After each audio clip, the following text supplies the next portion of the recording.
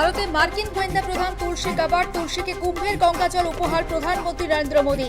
বাংলাদেশের সংখ্যালঘুদের আক্রমণের ঘটনায় উদ্বেগ প্রকাশ মার্কিন গোয়েন্দা প্রধানের।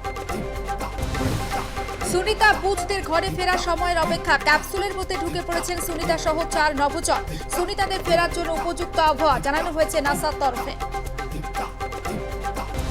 শুধু অক্সফোর্ড নয়, ব্রিটেনের মোট 3টি শিক্ষা কেন্দ্রে বক্তৃতার জন্য আমন্ত্রণ জানানো হয়েছে মমতা বন্দ্যোপাধ্যায়কে।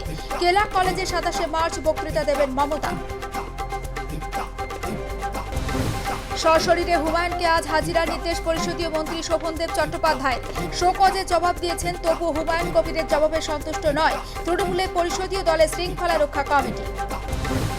শহর জুড়ে পোস্টার চাঞ্চল্য, হিন্দু যদি ভাই ভাই গ্যাসে কেন ছাড় নাই।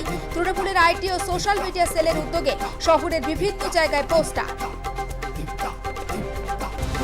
অবশেষে দেহ উদ্ধার, রেল পুলিশ ও স্থানীয় পুলিশের দেহ নিয়ে টানাপোড়েনের চাঞ্চল্য দমদম রেল স্টেশন সংলগ্ন এলাকায়।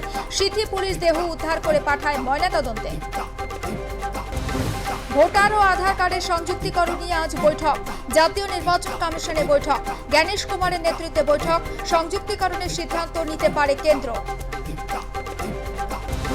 তৃণমূলের গোষ্ঠীদ্বন্দ্বে জেরবার মালদা, বিধায়ক নিহার রঞ্জন ঘোষের বিরুদ্ধে অভিযোগ। দলের ঊর্ধ্বতন নেতৃত্বকে জানিয়েও লাভ হয়নি, চাঁচলে বিধায়কের বিরুদ্ধে ক্ষোভ তুঙ্গে।